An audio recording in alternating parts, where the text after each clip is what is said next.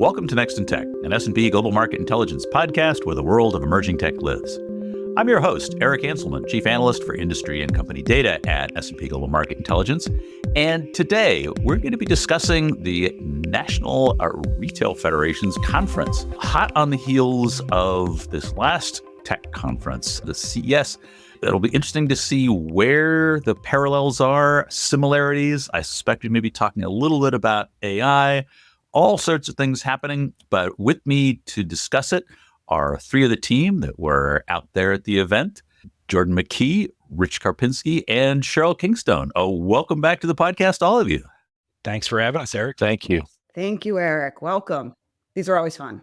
And it sounds like there was a lot that was going on out there, but I guess maybe down the aisle in the Retail Federation, just to keep the theme going here. Can you give us a little background in terms of what NRF is all about and really what, I guess to kick off, what you see out there? Why don't I just jump right in? So we've been going to NRF for several years. I've been going for a very long time. You know, retail is a very customer-focused event type thing. So last year's NRF, I was reviewing what I wrote last year, and I was saying how it was a little bit more momentum last year. I would say that this year there was even more momentum, right? So they drew a larger crowd even than the prior year. It was a little harder through COVID and getting the energy back. There's still a ton of exhibitors. So it's over 1,000 exhibitors. And what they're doing is they're really showcasing a lot of the retail technology innovation. And why that's important is because the show is still very in-store focused. I wouldn't say they do a lot of digital commerce, but retail now is a combination of more of a unified commerce experience, more omni-channel. It has been prior to COVID. It just accelerated after COVID. And so we're seeing a lot of different types of approaches for revitalizing the store for this more modern commerce experience. And that's why it was really great to have an actually larger contingent show up, especially you'll hear from Rich Karpinski, who does a lot more with IoT. And there was a lot on the show floor to really make sure that the stores could be brought into the modern age. I was looking at a lot more of the unified commerce as it relates to AI and embedded commerce and social and omni-channel. And the whole modernization, and we could talk about that more later in this show. And then Jordan, my God, there were so many payment companies here. And it really is one of the hearts of right during the transaction to improve the overall customer experience. So you got the three of us here going at all those different topics.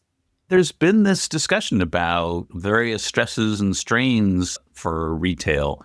If you look at that transition to online, I guess, is this an indication that maybe the pendulum is swinging back to a more in-person retail? And I guess the question is, are there technologies that can help that happen? Yeah, absolutely. There are technologies. That pendulum has been swinging for a very long time. And it really isn't about whether the store is relevant anymore. It's how you can make it more relevant. How can you make it more digitized? So, for example, what are we doing on the show floor to empower the store associates to understand more about in-stock?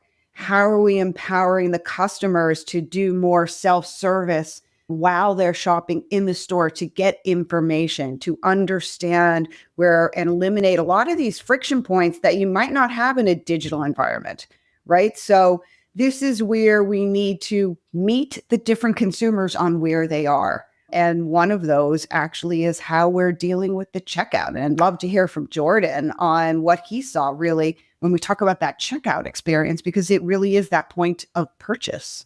Yeah, thank you, Sheryl. NRF is one of my favorite events personally. I think it's strategically placed in the calendar year, right, where retailers are coming out of the holidays, right? They're beginning to lift their code freezes and sort of think strategically about the technologies that they need to implement to reinvigorate or revitalize their digital experience. And it's an interesting show because everything from retail is there. You go to one section of the show floor and you're looking at the store of the future and checkout-less storefronts, and then you turn a corner and you're seeing the latest in conveyor belt technology. and you're seeing, automated meat slicers for deli counters. So it's all there. It's the whole thing. It's everything you could ever imagine and more. And to Sheryl's point, a lot of the innovation at this show does tie back to the in-store experience. And we see that in a big way from certainly a payment standpoint. It's an event that the point of sale vendors show up in a very big way. And there were a couple innovations there that caught my eye. One is biometrics. So we're increasingly seeing point of sale terminal manufacturers like Verifone and Ingenico actually bringing biometric capabilities to the physical device that sits on the countertop, devices that can now leverage palm vein recognition or facial recognition to initiate a transaction. There's still a hill to climb there in terms of, the added cost for merchants as it relates to these devices, and then certainly apprehensions on the consumer side. But it's an interesting theme and one that we've already seen kind of creep out into the wild. If you've ever been into a Whole Foods store and seen the Amazon One palm readers, it's the same concept. And these vendors are trying to democratize that more broadly. I'd say the other theme that we saw on the point of sale side is a technology called softPoS. And this is basically software that allows any connected device to accept contactless payments without the need for peripheral hardware. So think about, typical Apple device or Android device being able to accept tap and pay transactions right out of the gate. Certainly great implications for SMBs, who are thinking about this from a cost standpoint. But we talked about a lot of really interesting use cases with some of these vendors as it relates to the in-store experience, right? The ability to do personalized selling and do cross sales and take a transaction right in the aisle instead of directing that customer to queue up. You can think about this for field services businesses, right? People that are out on the road installing, perhaps exercise equipment in somebody's home and taking the transaction on the spot. Pop-up shops, the ability to easily scale up and scale down point of sale devices based on store traffic, things like that. So lots of interesting innovations coming out of the point of sale sector. And again, a lot of that ties back to how do we level up the customer experience in the store and really make that checkout experience as invisible as possible so that the shopper is focused on the experience, focused on the interaction of being in that physical storefront. Well, it sounds like being able to empower the sales associate, as Sheryl was pointing out, being able to do that with whatever the device is that's available to them has got a lot of potential. I'm curious, though, about, with my security hat on, the biometrics piece.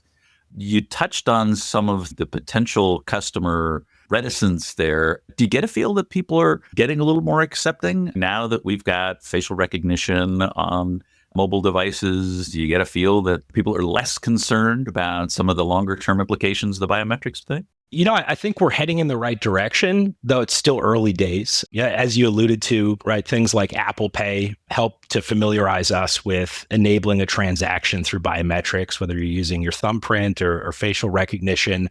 So we're starting to get familiar with these experiences. I think there's still some concern and perhaps confusion as it relates to how that biometric data is being stored, right? We're all familiar with the fact that retailers have been breached many times over the years, and lots of our PII is sort of floating around in the hands of organized crime rings. So there's definitely that concern that biometric data could be compromised during a breach if I'm storing it with either a payment provider or sort of the merchant's payment partner.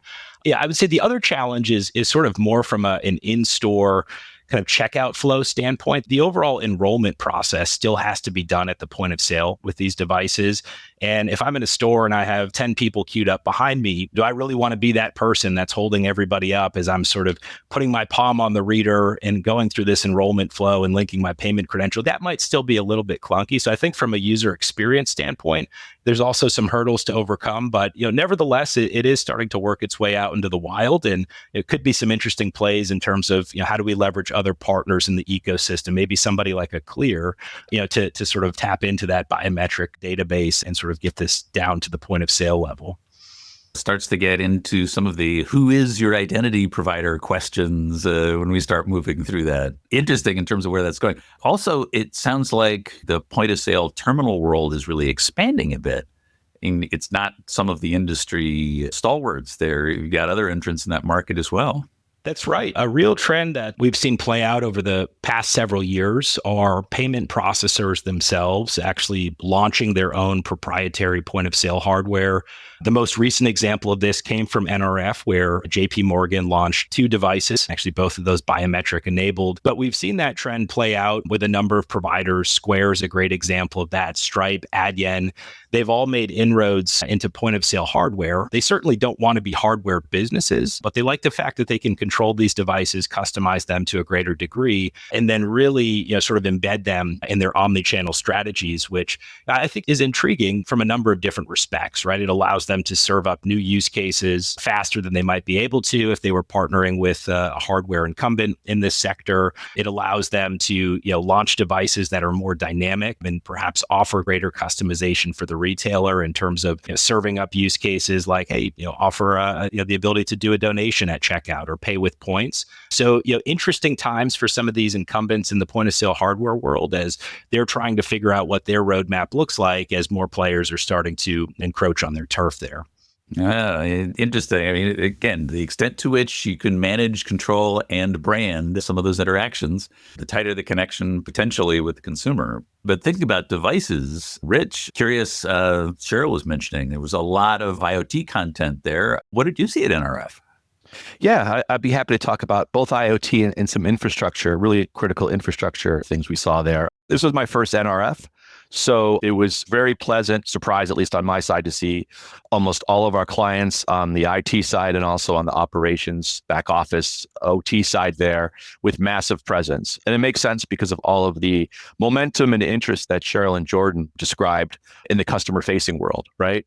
I think on the IoT device front, we're seeing everything from smart labels and smart tags to digital signage to even robots, assistant robots, which I think you can maybe find in the store of a large home retailer in the real world today. So, the devices are really improving, becoming more interesting, moving away from handheld scanners. One vendor told me we're moving from, in that world, either in the store or in the warehouse, we're moving from picking to sensing, so that environment can sense the products and the inventory and the people in an environment in a connected way rather than having someone having to click on barcodes. That's just super interesting.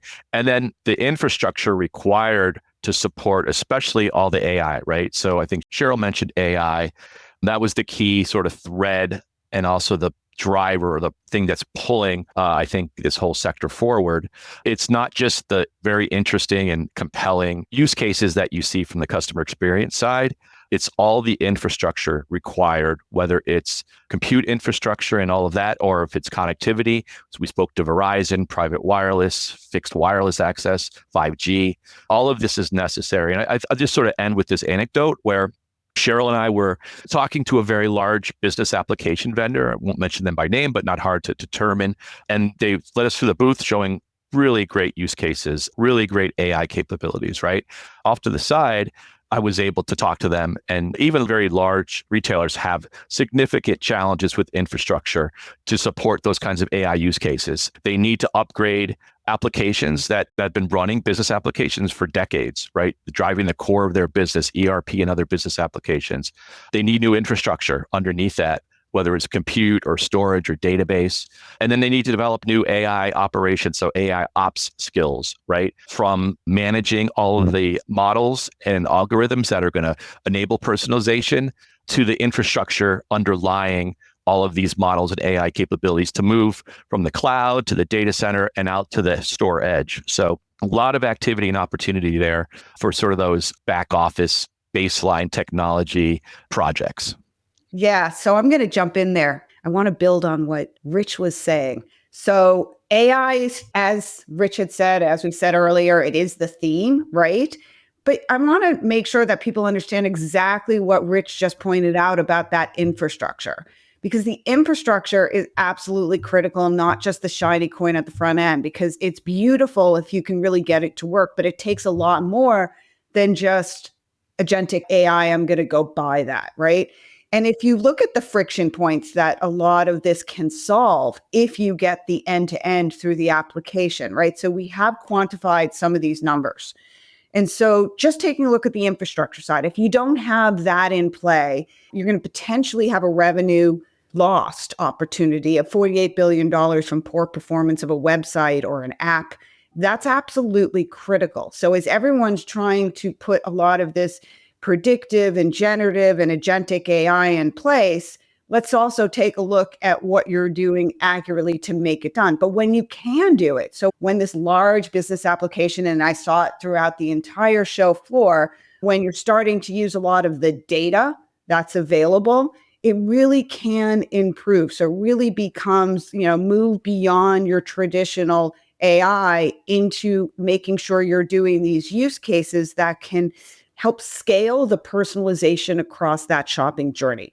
And this is where we see $14 billion success in cross-sell and upsell of personalized recommendations, $33 billion in incremental purchase due to loyalty reward discounts. This is improving that path to purchase right where the consumer is trying to make a decision. Do I just check out right then and there, or do I potentially buy more, right? And you have to do it accurately.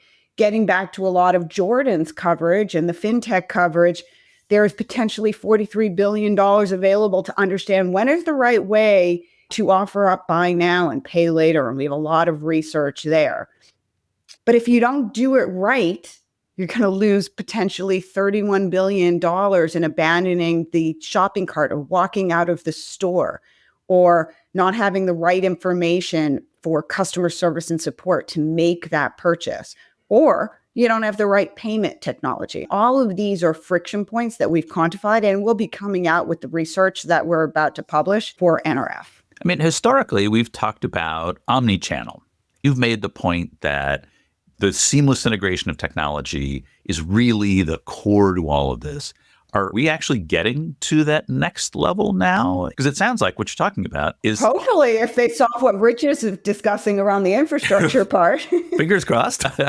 Yeah, I would, that's Sheryl's talking about revenue, which is the key number for them. But the cost equation is also really challenging to support these kinds of applications at scale across a huge customer base. So the largest retailers have been technology players for quite some time, spurred on by Amazon, pulled through the surviving large retailers, right? So we've had some closures and such, right? So it's been a very challenging environment.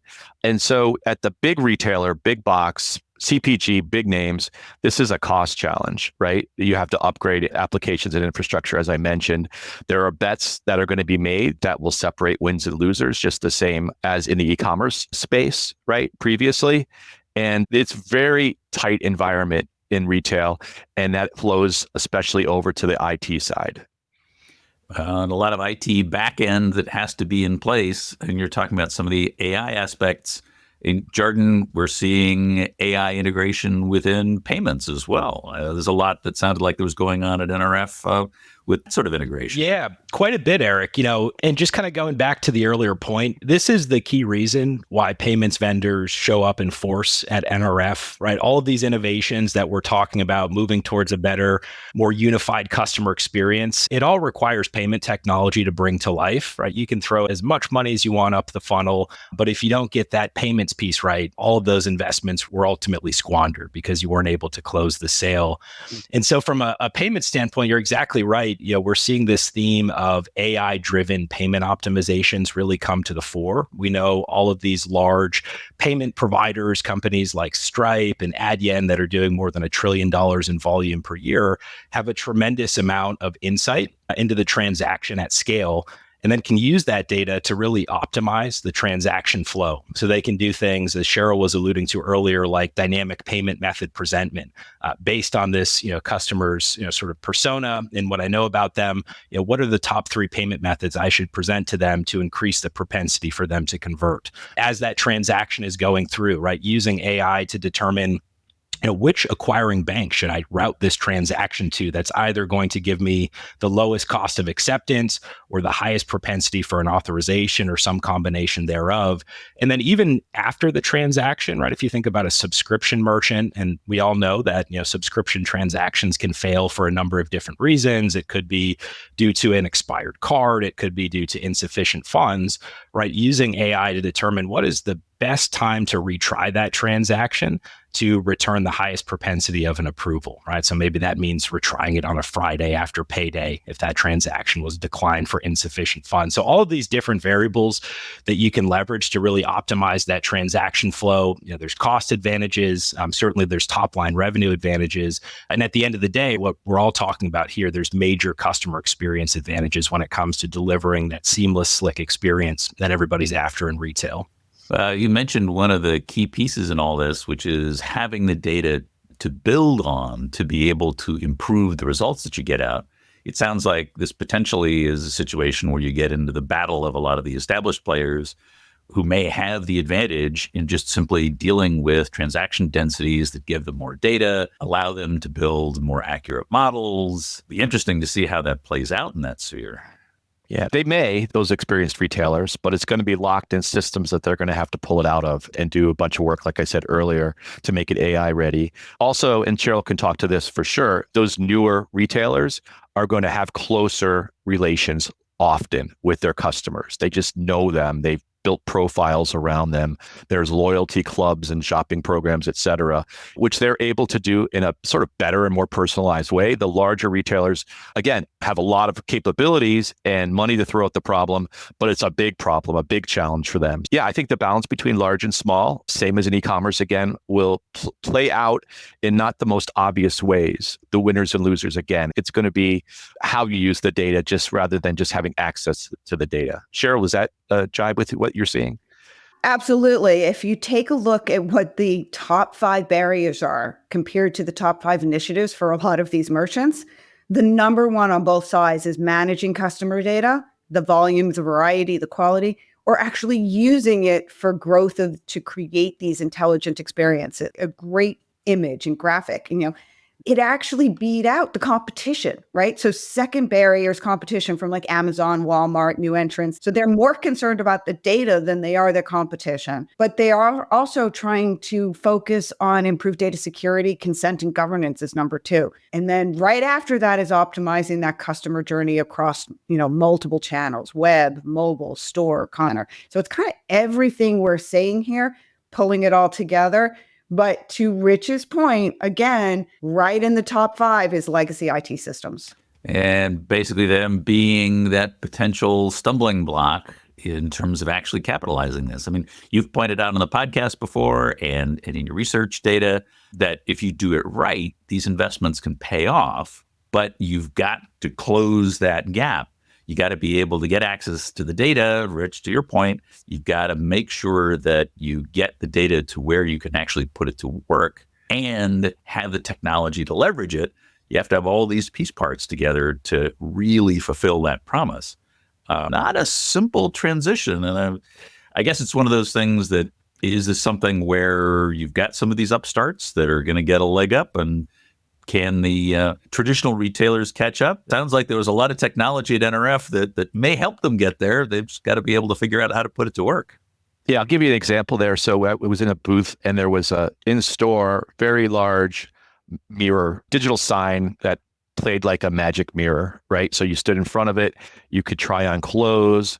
They did some playful things with putting a Wicked outfit on you from the movie and talking to the folks there who were supporting it. And it is an ecosystem. There's some connectivity, there's some media, there's the CPG supporting it, there's the retailer putting it in their store.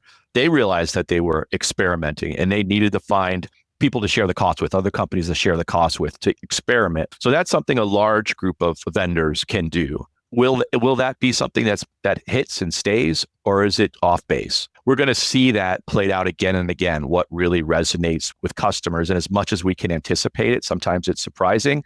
And sometimes we have data that leads us to the ultimate conclusion. And those digital mirrors, we've been trying to use those digital mirrors for a while now, and it really has been complicated to bring to market, the cost, the connectivity. Absolutely. We are seeing some proof of concepts, but again, it's not necessarily the project you want to jump into unless you have your basics right, because consumers will then not prioritize that as much as they want to reduce their friction points on the basics. Yeah, and there's a lot of risk involved here, and Sheryl could talk to that as well. You're risking your brand with everything you do that seems cool when you're working with your agency, and then when it gets out to the customer, it malfunctions or doesn't click. That's significant brand damage in a market where there's not a lot of room for error. You're only one TikTok video away from an embarrassing moment when what you've implemented goes sideways. Yep, exactly. Yeah. Well, fascinating to see where all of this has come together. I guess we'll have to see how this plays out in the real world and what actually can get implemented and maybe how these partnerships can be melded together to make some of this work. But appreciate all the perspectives. But unfortunately, we are at time for this episode. Thank you to you all for being back on the podcast. Thank you, Eric. Thanks, Eric. Thanks, Eric. And so much more to discuss, but we'll have to see how this plays out as we get into the year ahead. We'll see where this happens. But that is it for this episode of Next in Tech. Thanks to our audience for staying with us. And thanks to our production team, including Sophie Carr for On Media Deation and Kira Smith on the marketing and events teams, and our agency partner, the 199. I hope you'll join us for our next episode, where we're going to be coming back to the conversation of ethical AI data management. We'll be thinking a little bit about all that data that retailers are accumulating. How do you put it to work with a thought towards the ethics behind that and the communities that are being served by AI implementations? I hope you'll join us then, because there is always something next in tech.